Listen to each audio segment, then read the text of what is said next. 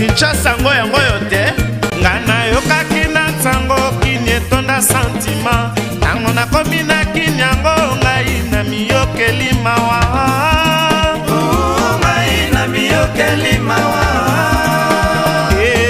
na miyokeli mawa pasi pala bawente pasi pala bafulu pasi pala bawente pasi pala bafulu ngai na miyokeli mawa.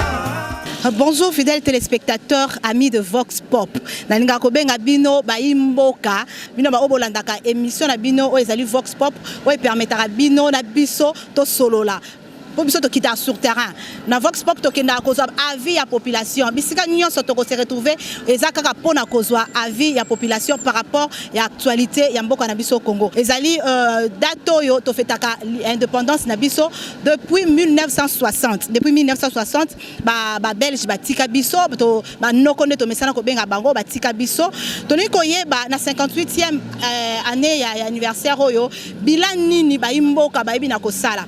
Est-ce que ezali positif ou ezali négatif? Pour tout le monde qui année passée 2017, tenez que message qu'on fêtait le 30 juin et c'est le maquité chef de l'État alors qui était à Koki autorité ça la défilé comme à l'accoutumance parce que bande qu'on a biso ya Kasai kuna makambo les qui boye biso na bino ya kamwe na sapo yango mokonzi mboka boya ki ko sala défilé année passée ya ko sala ba festivité lo lenge to message nango. Alors awa tozana kitambo bisiko wapte ko kutana ba imboka ba yebisa biso bilan nini o bango ba yebina ko sala surtout le plan bango bazo penser est-ce que bilan wana ezali positif to bilan wana ezali négatif donc lolenge nini bayanoli na micro na biso ya Canal Futur Télévision. Indépendance et rapport ya développer mboka ezala bien mambo tout est marché mais pour nga na ol bagati le lot zara na boumbuga po mamnyo sur marché te olobi to soki indépendant en 1960 na 1960 siko to ngi to zompe mususu oui eza normal pour que pas l'équipe. Il fallait tout ouais, d'après moi, 58 ans c'est beaucoup et on n'a pas eu à faire grand chose avec les 58 ans. Déjà bilan est négatif. Le bilan il est négatif évidemment. Tout ce qui est de mal en pis. Bilan à biso na mboka est à zéro. Ce bilan a été toujours un bilan négatif. Bon, un bilan très négatif. Surtout le plan, le bilan est négatif. Bilan pour nous est négatif pour nous. C'est vraiment positif. Bilan on a ça là donc. Négatif. Pour moi, on est statique donc on n'a pas évolué. Pour nous, le bilan n'est pas favorable. Bilan normalement. On a bilan zéro, on a bilan indépendance, il fallait pas que tout soit indépendance. Pourquoi? Premièrement, sur le plan de points positifs, c'est juste le fait qu'on a acquis l'indépendance. C'est la seule avancée que l'on peut enregistrer par rapport à l'indépendance. Les points négatifs sont les plus nombreux, dans la mesure où, par exemple, le pays n'est pas arrivé jusque-là à se prendre suffisamment en charge. La plupart des besoins sociaux de base, tels qu'exprimés ou ressentis par la population, ne sont pas rencontrés par le pouvoir avec le budget national. Il faut tendre la main à l'extérieur pour avoir le supplément à compléter par rapport à la résolution des problèmes des populations. Avant c'était bon, quand on est l'indépendance, c'était bien évolué. Mais malheureusement, il n'y a jamais d'élections qui sont propres chez nous, depuis l'indépendance, à part les premières élections. Depuis l'indépendance, la façon dont au moins, tous qui t'accordent au lieu de matin. Vous avez touché le fond. Mais biso pour biso fond on a touché le fond on est comme un plafond. Donc biso to comme un magma.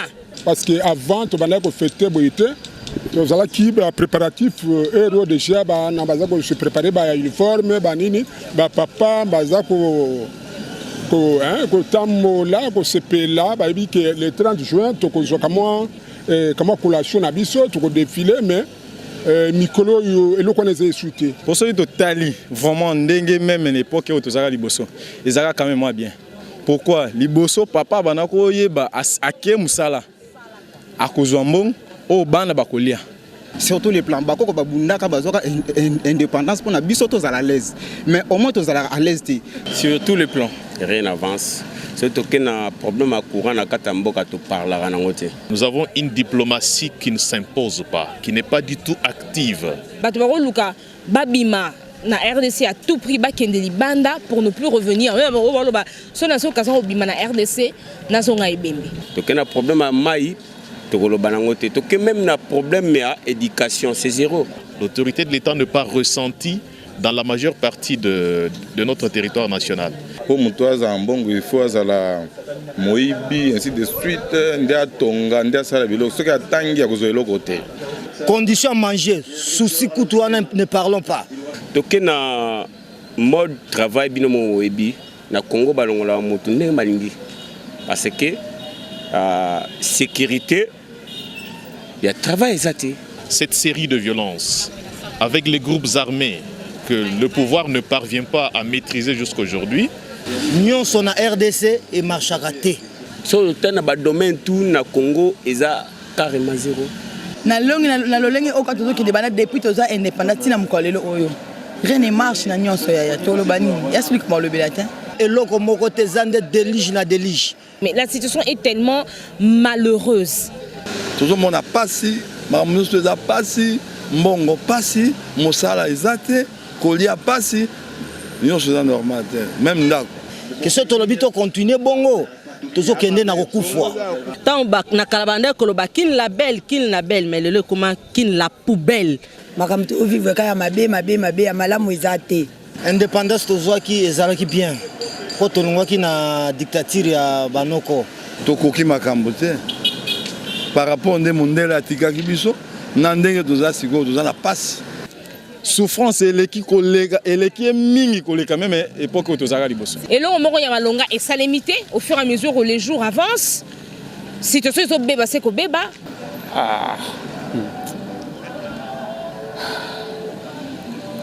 Mais les silinga ye.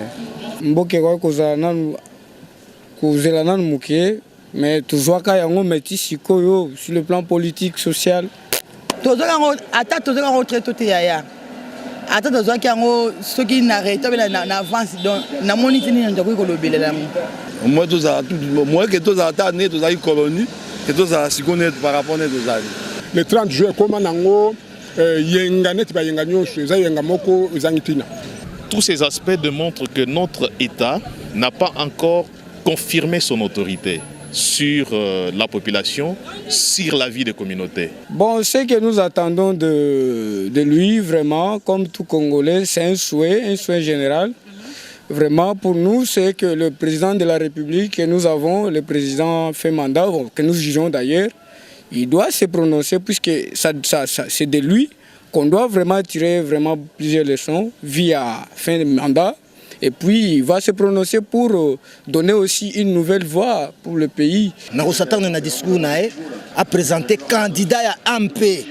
Na ko s'attendre na ngane lo monter pour na éviter solution pe ezwa malango kate donc ata to bito s'attendre na likambu naza contre pays te na contre mutute mais pour na ngai nde naza boye na ko s'attendre na lo monter pour na omona te lo mo ba ko baxela biso te o ya sika. Bon nanga personnellement so na s'attendre na discours moko kaka aloba kaza candidaté discours nini akoloba sike to comme na fin ya mandat tanga zalaki ya halobite siko akoloba ya biso to koyokani nazo s'attendre na un peu projet moko rayer le vrai. Alors qu'il annonce son statut après les élections, son vrai statut. Les élections.